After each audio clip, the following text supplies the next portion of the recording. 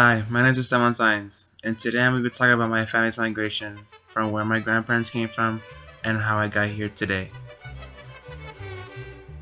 It all began the year 1939, the beginning of World War II. It was the Allied powers against the Axis powers. It all began when Germany decided to invade Poland in the year 1939, the year it began, which later brought forces between Germany, Japan, and Italy, which created the Axis powers, and who were declared war by 4 different countries: the US, Great Britain, the Soviet Union, and France, and joined forces and became the Allied powers. Years later, in 1942, Germany decided to turn to Mexico now. Mexico had 2 ships that sailed for companies and served service in World War I, called Potrero de Llano and Faja de Oro, which were both destroyed by German submarines in the Gulf of Mexico. Mexican President Manuel Avila Camacho declared war against Germany the year 1942.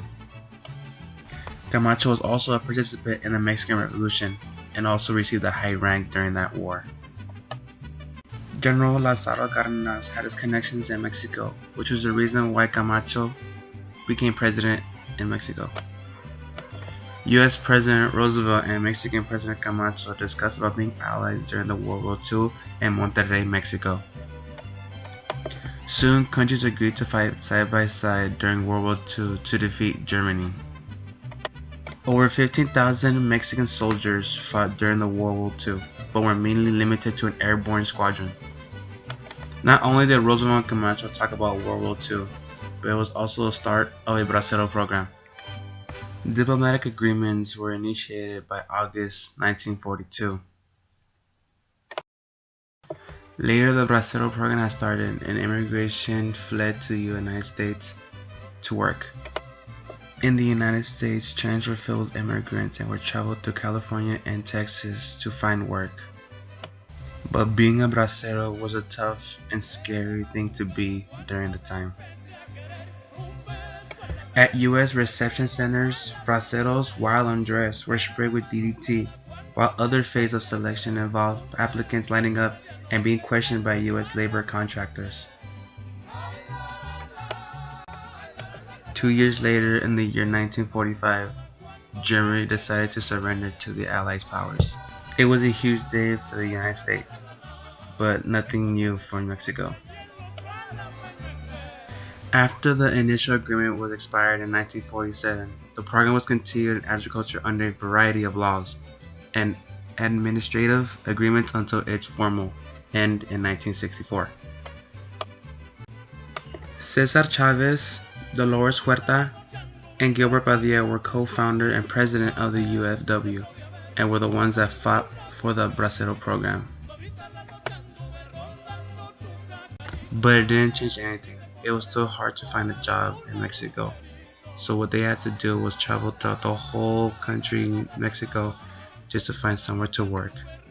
My grandma, Manuela Sáenz, was born in Colonia Banderas, Chihuahua, February 28, 1938.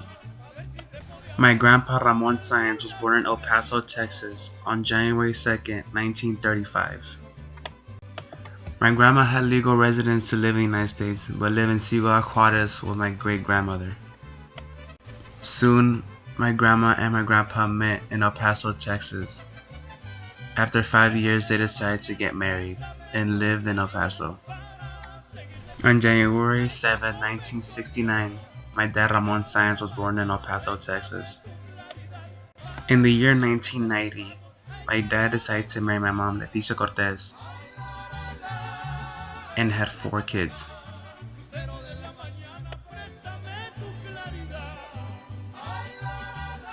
If it weren't for my grandma and my grandpa coming to the United States to live here, I would not be here where I am today, a proud citizen of the United States. Thank you for watching and hope you enjoyed my family migration story.